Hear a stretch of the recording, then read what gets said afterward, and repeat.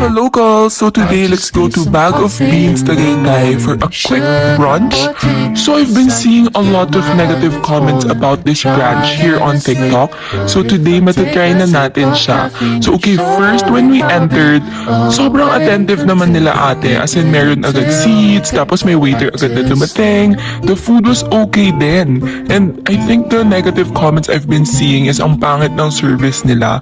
But in fairness ha, sa amin, super okay and super bilis nila gumalaw.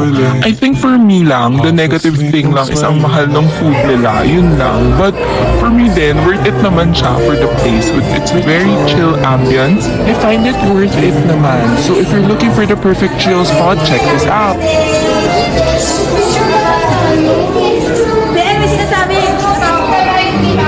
What's up, yo? I love that. Ito si Lucy tsaka si Mia. Ano na yung picture? Ayan na, may cellphone mo. Thank you so much, Steph. Yan. Napakahal, no? Ito. When I say something, Game na. so meron po silang mga ganito. Bago po ba yung tinapay na yan? Tsaka ube. Ito yung mga cakes nila.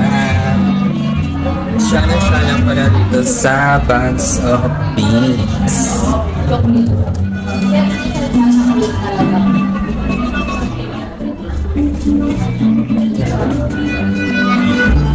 Isang ganyan ng CR ng Beans.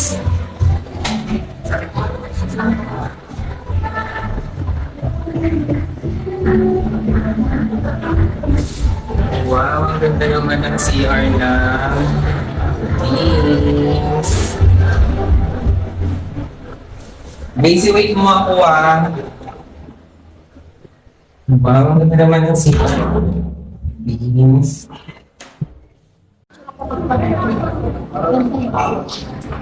Hanggang saan ka nag-picture? Hindi ako sumama.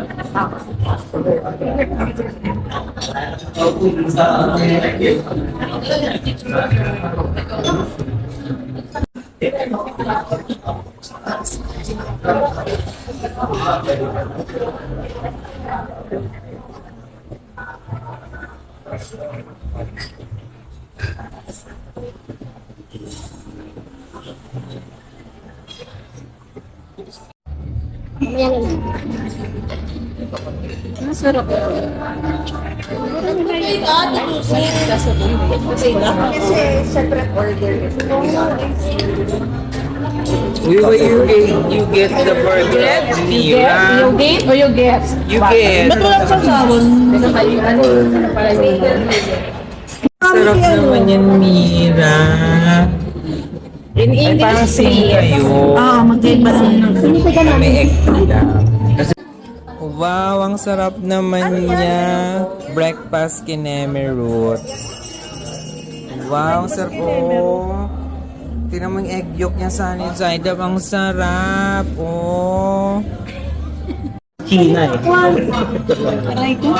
Inisipin pa ko.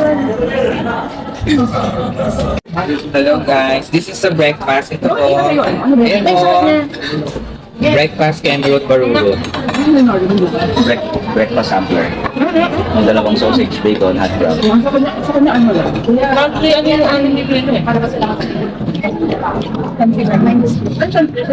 Yan nga breakfast sampler. Mas mahal na. Yung sa amin, Ang dami niya no.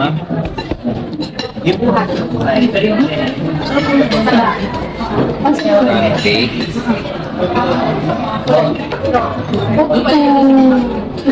Magdasal ko after na lang. Kaya ako naman ako sila sa tatagtag nila. Yan o, dito no. Walang pantry. Oo, lang yan. Wala ko na eh. Wala ko na. Hindi na kanta pa kayo.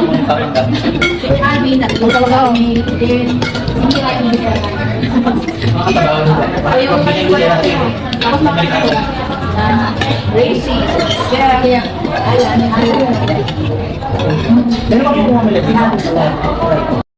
Maiksi ang buhay or life is short. Madalas nating marinig, maraming nagsasabi, mga taong walang pakialam sa mga pangit na nangyayari sa buhay.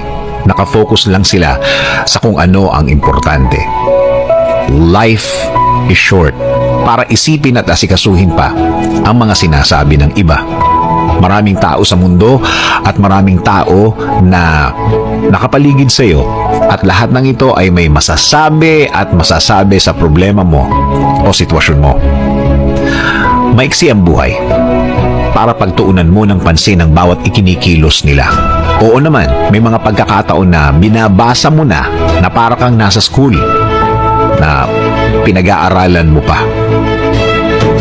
Alam kong hanggang ngayon, binibigyan mo pa ng oras ang mga ito. Na may mga araw na nasasayang lang ang panahon o oras mo sa pagpansin at pag-iisip sa mga ginagawa ng ibang tao. Maiksi ang buhay. Bakit hindi na lang ang mga magaganda ang bigyan mo ng pansin at i-enrich sa buhay mo? Narinig mo na siguro ang linyang ipasok mo sa kanan at ilabas sa kabilang tenga. Ang linyang nagsasabi na huwag nang bigyan ng oras ang mga yan.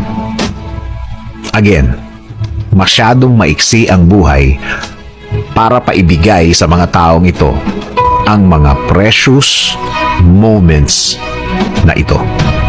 Una, ibigay ito sa sinasabi ng Diyos. Mga words na magbibigay sa iyo ng peace of mind at katahimikan hanggang loob ng pagkatao. Mga words na sinasabing everything will be okay, na ibigay mo lahat ng laman ng iyong isip para makapag-focus ka sa mga blessings na ibinigay niya. Ibigay ang oras sa pamilya. Ang pamilya will always be pamilya. Sa kanila ka uuwi, sa kanila ka sasama. Maging instrumento ng pagiging isa ng pamilya